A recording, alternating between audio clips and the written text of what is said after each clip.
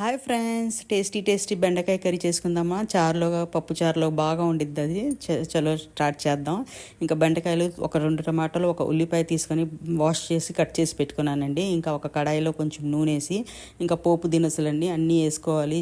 పచ్చిశనగపప్పు, ఆవాలు, మెంతులు కూడా యాడ్ చేస్తానండి ప్రతి కూరలో. నేను అది డయాబెటిక్ ఫ్రెండ్లీ అని, చాలా మంచిదని వేస్తాను. ఇంకా కర్రీ పత్తా వేసేసాను, చట్పట్ అయిపోయినాయి.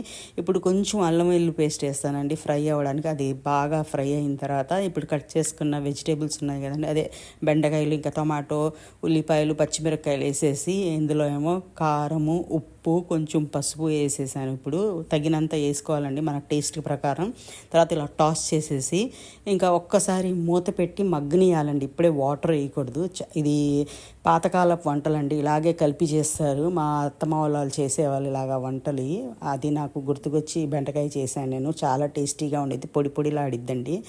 ఇంకా వాటర్ వేసేసి ఒక్కసారి మగ్గిన తర్వాత ఇంక మూత పెట్టేసిన తర్వాత మళ్ళీ మూత తీసి వాటర్ వేయాలండి. ఇప్పుడు చూడండి ఎంత టేస్టీగా పొడి పొడిగా ఉంది కదా కర్రీ.